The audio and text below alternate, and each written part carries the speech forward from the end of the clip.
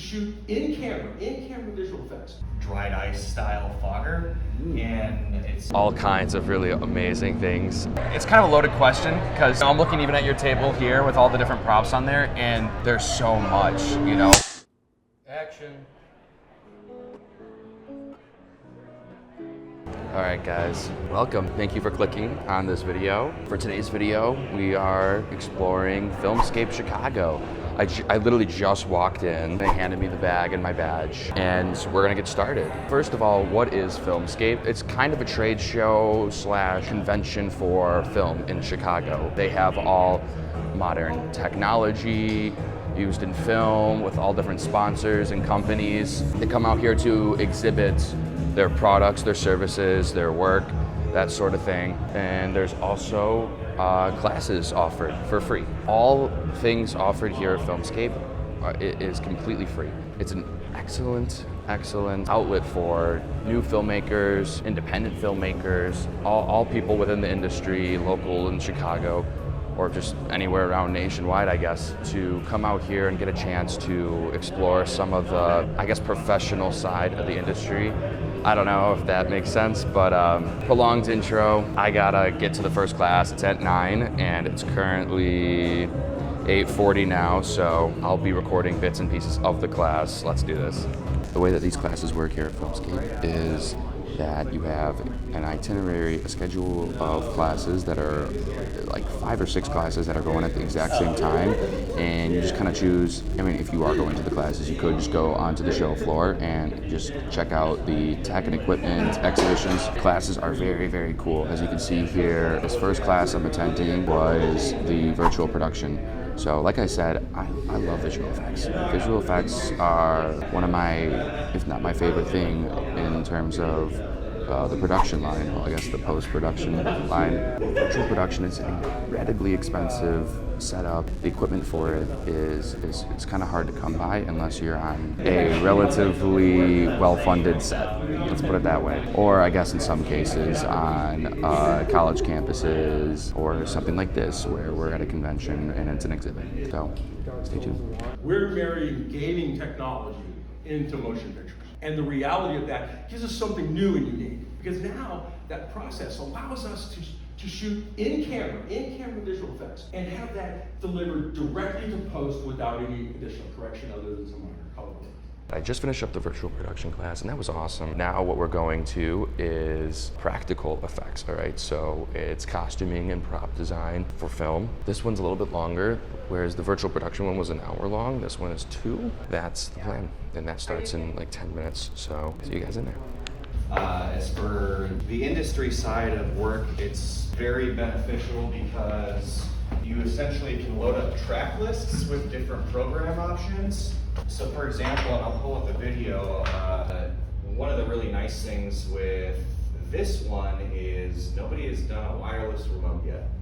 Trying to make it work, but if there's no atmospheric wind, you can get a really essentially like dried ice style fogger, and it's just because you're diffusing. Otherwise, you get like the nice like standard hazer kind of look.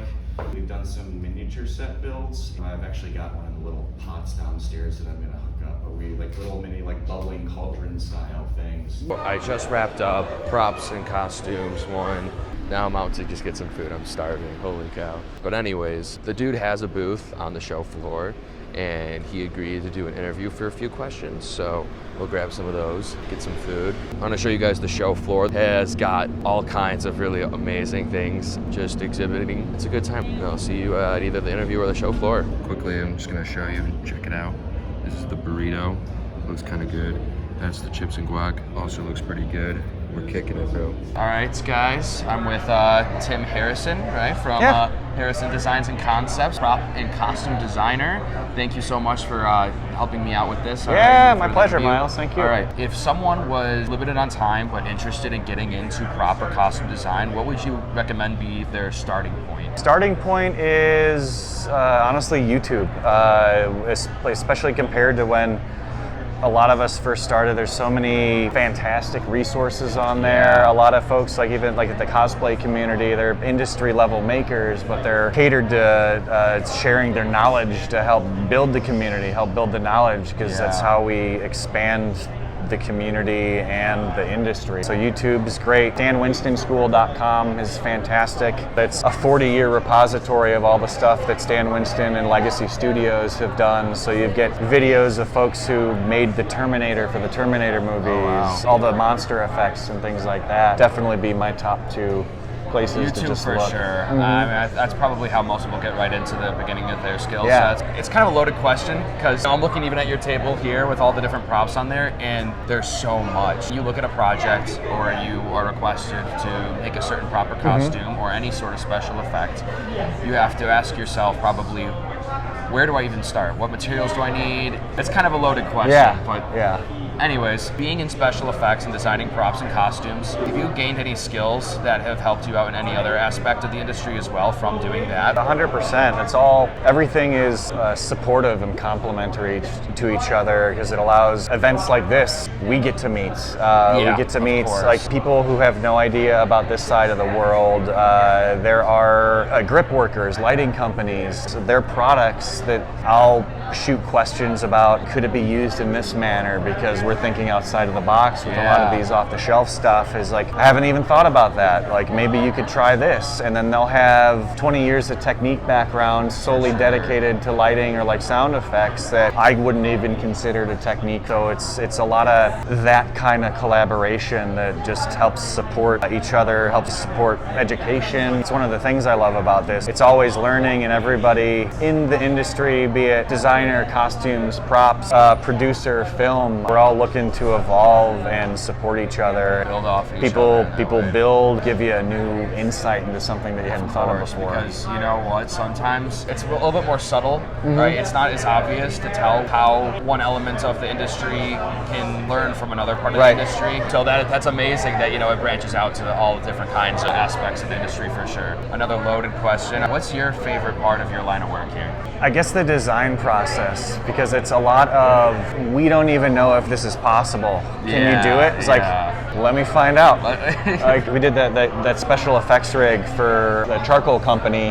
And this is something that's normally done in the past. We want to improve it. We want more control. How do we go about it? It's like, let's figure it out. It's that constant level of like problem solving and troubleshooting, trying to take the impossible and making it possible. And that's what makes it fun for me. Bringing things that nobody had ever seen before in existence. That's what I dig. Thank you again, Tim, so much. Thank you so much. Nice to meet you. Yeah, likewise. All right, thank you so much for this interview. Thank you again. Have a good one, all right? Seriously.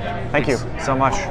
In the end, the most important takeaway was just the sheer inspiration from seeing how these experts care for and expand the next generation of creatives. The resources available and experiences offered at this event are incredibly helpful and exciting for anyone whose work or interest has anything to do with the industry. And the fact that it was all offered for free by people in vastly different parts within the industry just goes to show how amazing this community of creatives is. Really, it's exactly like Tim said. This community is always looking to support each other, regardless of what you actually specifically do, and this event just pretty much all but confirms that. So that's the end of Filmscape. This event is definitely more than anything else a networking event. The amount of other creatives and filmmakers that I was able to meet during this event and just chop it up with and have a good time with was awesome. Constantly, as I'm just recording the different booths on the show floor, people were walking up to me and just chopping it up with me. All in all, it was a good event. I hope that you guys enjoyed it. I hope that you guys maybe take something away from it, learn something, or at the very least were entertained by this. I didn't really want this to be my first video, but life catches up with you. So with that said, thank you guys so much for watching. I'll see you next week. Peace.